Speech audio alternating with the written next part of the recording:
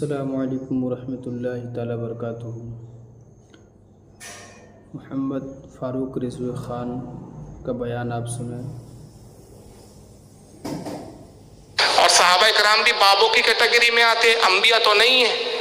کتنی مشہور حدیث ہے، حد تواتر تک پہنچی بھی ہے، سند کے اعتبار سے بھی صحیح ہے کہ حضرت عمر رضی اللہ تعالیٰ عنہ جمعے کے دن خطبہ دے رہے ہیں اور ایران میں جنگ ہو رہی ہے۔ صحابہ کی جماعت کو ایران فتح کرنے بھیجا، ایک شہر ہے نہون، اس شہر میں وہاں پہ نہون میں جنگ ہو رہی ہے۔ ایک صحابی رسول ہے حضرت، ان کا نام ہے حضرت ساریہ رضی اللہ تعالیٰ عنہ، آس پاس پہاڑ کے ٹیلے ہیں، وہ لڑ رہے ہیں۔ حضرت عمر رضی اللہ تعالیٰ عنہ خطبہ دیتے ہوئے اچانک ارشاد فرماتے، اے ساریہ پہاڑ کی طرف، اے ساریہ پہاڑ کی طرف۔ صحابہ کرام حیران ہو گئے کہ بھئی جمعے کے خطبے میں یہ ساریہ کا نام کہاں سے بیچ میں آ گیا؟ لیکن لوگوں نے اتنا جان لیا صحابہ کرام نے کہ حضرت عمر نے اس طرح کا کلام کیا تو ضرور کوئی نہ کوئی حکمت ہوگی۔ وقت اور وہ دن لکھ لیا گیا کہ تاریخ یہ تھی، وقت یہ تھا، خطبے کا وقت تھا، اور اس وقت حضرت عمر نے عجیب و غریب آواز لگائی، اے ساریہ پہاڑ کی طرف۔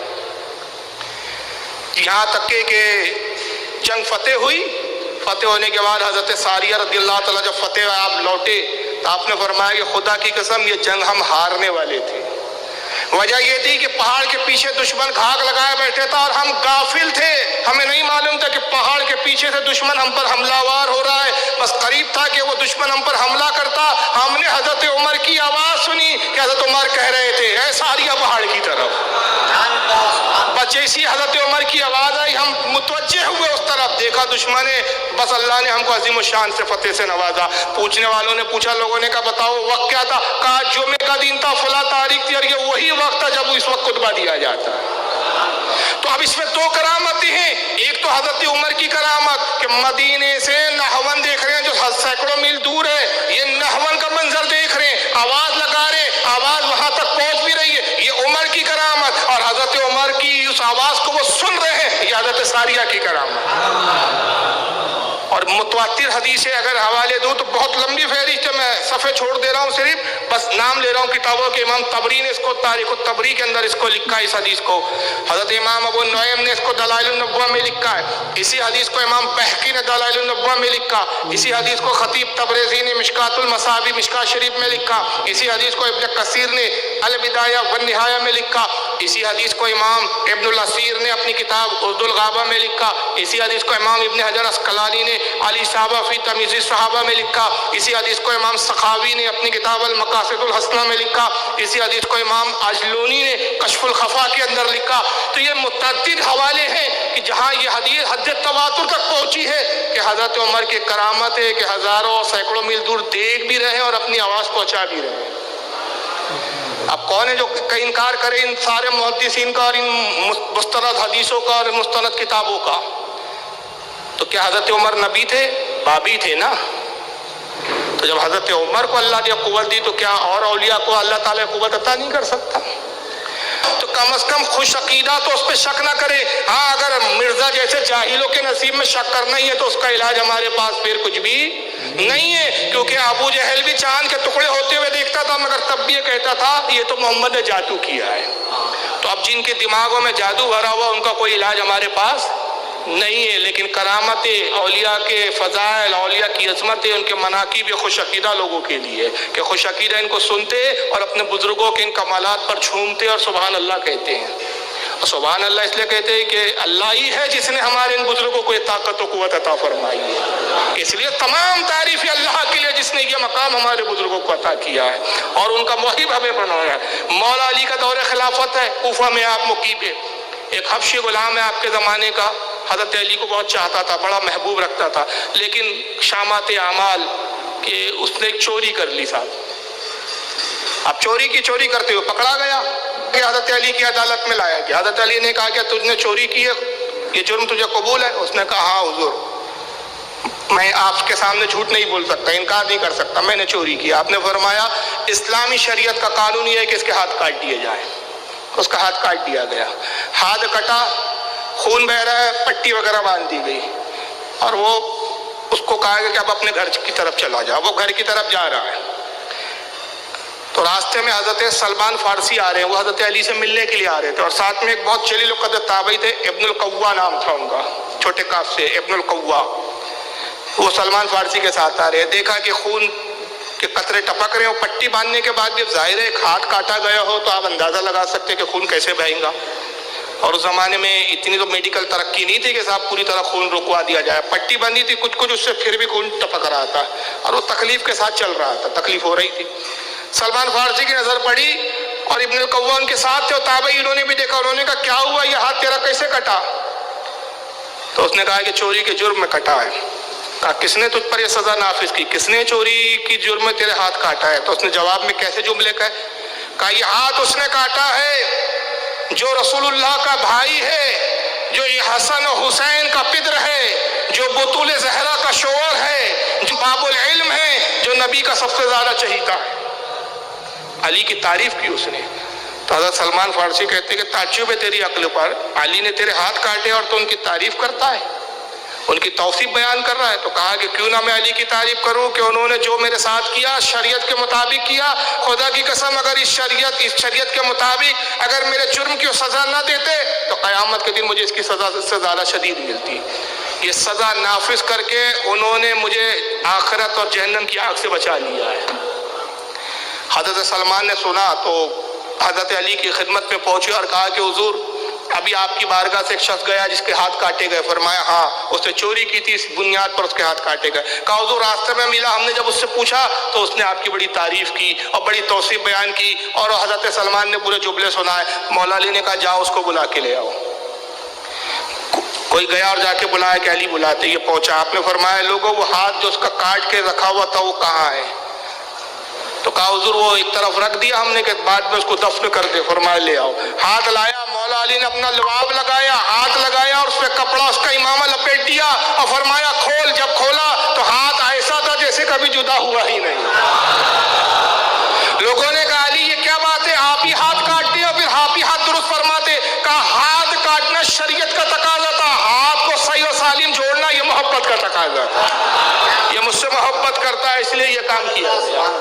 اس کو امام فخر الدین رازی رحمۃ اللہ علیہ تفسیر القبیر کے اندر لکھا، جو قرآن عظیم کی مارکۃ الآراء ان کی تفسیر ہے، چنانچہ جلد نمبر 7 صفحہ 434 پر حضرت امام فخر الدین رازی نے اس واقعے کو نقل کیا۔ تو یہ مولا علی کی کرامت ہے کہ ٹوٹے ہوئے ہاتھ کو جوڑ دیا۔ بتائیے یہ عقل میں آتی ہے یہ بات؟ تو جو عقل میں نہ آئے اسی کو کرامت کہتے ہیں۔ اب یہ حضرت علی کی ایک کرامت ہے کہ معجزہ، آپ بتائیے کیا کہیں گے اس کو؟ کرامت کہیں گے۔ کیوں؟ علی نبی نہیں ہے، ولی ہے، ولیوں کے سردار ہے، تو یہ بھی کرامت تو باب سے ثابت اور حدیث میں ہے، تو اس اندھے کو یہ کیا حدیث نظر نہیں آتی؟ اور چلیے کہیں گا بھائی ہم تفسیر القبیر کو نہیں مانتے، آپ نے جو البدایہ اور دیگر کتابوں کے حوالے دی حضرت عمر کے، اس میں کوئی معتبر کتاب ہم کسی کو نہیں مانتے۔ چلیے بخاری کے بغیر تو تجھے کھانا ہضم نہیں ہوتا۔ اب آئیے صحیح بخاری کی ایک روایت سن لیجیے، اس میں بھی کرامت کا ذکر آتا ہے۔ امام بخاری اپنی صحیح البخاری کتاب المناقب الانصار حدیث نمبر 3805، اور پھر بہت سارے علماء نے لکھا، یہ لکھتے ہیں کہ 2 صحابی رسول اللہ کی خدمت میں حاضر ہوتے ہیں، کسی کام کی غرض سے رات میں حضور سے ملنے آئے۔ ایک صحابی کا نام تھا حضرت عباد بن بشر اور دوسرے صحابی تھے حضرت عسیر بن حزیر۔ دونوں حضور سے گفتگو کرتے رہے، رات بہت ہو گئی۔ سرکار نے کہا اب تم اپنے اپنے گھر کی طرف جاؤ۔ اب رات بہت تھی، اندھیرا تھا، دونوں صحابی نکلتے ہیں تو حضرت عباد بن بشر کی لاٹھی آپ ہی آپ روشن ہو گئی، اور اتنی تیز روشنی ہو گئی کہ پورا راستہ نظر آنے لگا، ان کی لاٹھی روشن ہو گئی۔ یہ کس کی کرامت تھی؟ حضرت عباد بن بشر کی۔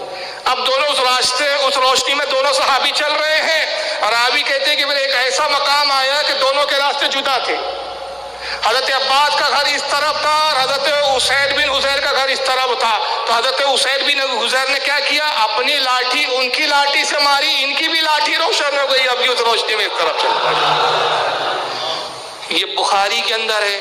اس مرزے کے خبیث کو یہ بخاری میں نظر نہیں آئی، یہ بولتا ہے بابے کی کہانیاں ہیں، تو اس کو بھی کہانی بول کے انکار کرو، عقل میں تو یہ بھی نہیں آتی۔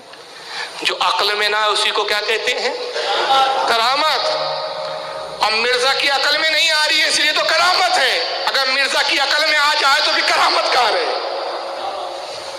عقل میں تو ہمارے بھی نہیں آتی، لیکن ہم وہ ہے کہ ہم ایمان لاتے ہیں۔ ہم ابو جہل والی کیٹیگری میں سے نہیں ہے کہ چاند کے ٹکڑے ہوتے ہوئے بھی دیکھ کر کہے یہ جادو ہے۔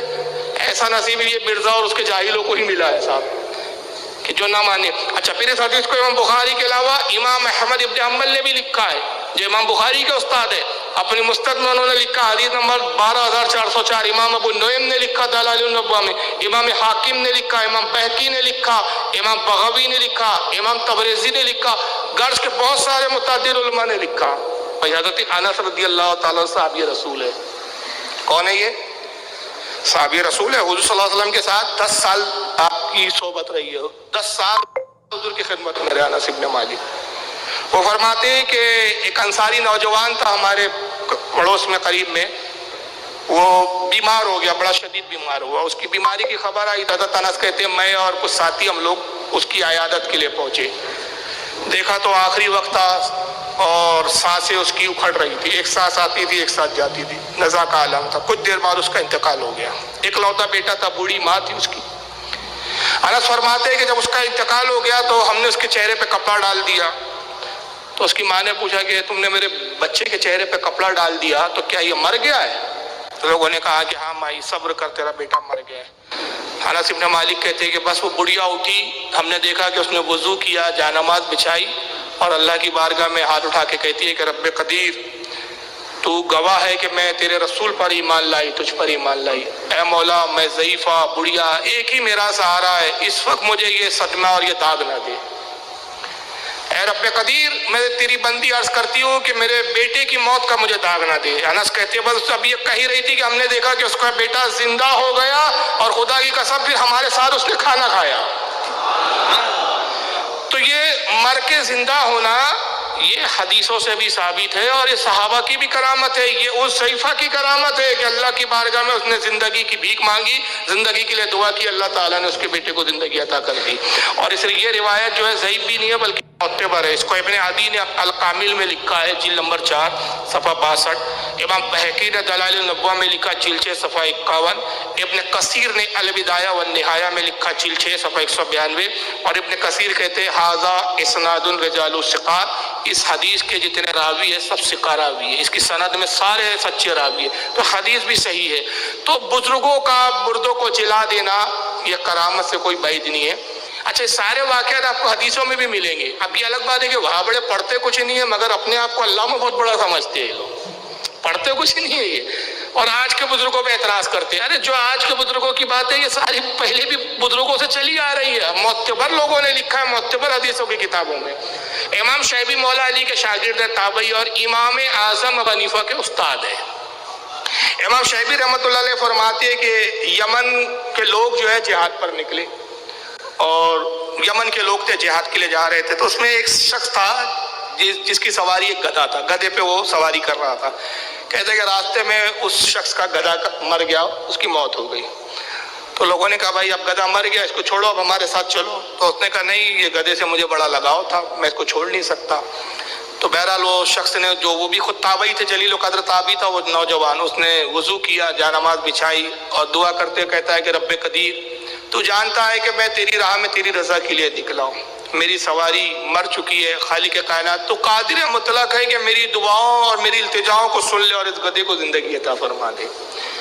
امام شافعی کہتے ہیں کہ جیسی اس نے بھی دعا کی، ہم نے دیکھا کہ گدھا مٹی جھاڑتے ہوئے کھڑا ہوا اور زندہ ہو گیا، یہ گدھے پہ سوار ہوا، دوڑتے ہوئے پھر قافلے سے مل گیا۔ اور فرماتے اتنی لمبی اس گدھے نے زندگی پائی کہ کئی سالوں کے بعد کوفہ میں نے اس گدھے کو بکتے ہوئے دیکھا ہے۔ تو جانوروں کو زندہ کر دینا، جانوروں کا دعاؤں سے زندہ ہو جانا یہ کوئی بعید نہیں حدیثوں میں۔ اس کو امام بہقی نے دلائل النبوہ میں لکھا ہے، اس حدیث کو امام شیبی کی جلد نمبر 6 صفحہ 49، اور امام بہقی اس حدیث کو لکھ کر کہتے ہیں کہ ھذا اسناد صحیح، اس کی سند صحیح ہے، یہ حدیث بھی صحیح ہے۔ ابن کثیر نے اس کو البدایہ والنہایہ جلد نمبر 6 صفحہ 153 پہ لکھا۔ امام ابن حجر عسقلانی نے اصابہ فی تمییز الصحابہ جلد نمبر 3 صفحہ 390 حدیث نمبر 3996 پہ لکھا، اور امام علامہ یاقوت حموی نے معجم البلدان جلد نمبر 2 صفحہ 440 پہ لکھا۔ تو بہرحال طبیعت بہت لمبی ہو گئی، اس پر میں بہت سارے حوالے دے سکتا ہوں۔ اس پر اہل سنت و جماعت کا اجماع ہے۔ کیا ہے اس پر؟ اجماع، یعنی کسی کا بھی اختلاف نہیں ہے کہ کرامت الاولیاء حق، اولیاء کی کرامت حق ہے۔ حالانکہ بہت سارے میں حوالے دکھا سکتا ہوں لیکن وقت نہیں، صرف ایک کتاب کا بس میں دکھا رہا ہوں، یہ الفقہ الاکبر حضرت امام ابو حنیفہ کی کتاب، امام ابو حنیفہ اس میں فرماتے ہیں کہ اولیاء کی کرامت حق ہے، اس پر ہمارا ایمان ہے۔ امام طحاوی نے عقیدۃ الطحاویہ میں لکھا کہ اولیاء کی کرامت حق ہے، حتیٰ کہ ابن تیمیہ نے بھی اپنی مجموع الفتاوی میں لکھا کہ اولیاء کی کرامت حق ہے، اس کا انکار کرنے والے بے دین ہے۔ سب سے پہلے جس نے اولیاء کی کرامت کا انکار کیا وہ ایک ہی فرقہ تھا، روئے زمین پر صرف ایک فرقہ ہوا، آج ڈھونڈو بھی تو ملتا نہیں، شاید مرزا اس کی کچھ کھرچن ہو سکتا ہے، وہ تھا معتزلی فرقہ جس نے اولیاء کی کرامت کا انکار کیا، ورنہ معتزلی فرقے کے علاوہ کسی نے بھی اولیاء کی کرامت کا آج تک انکار نہیں کیا۔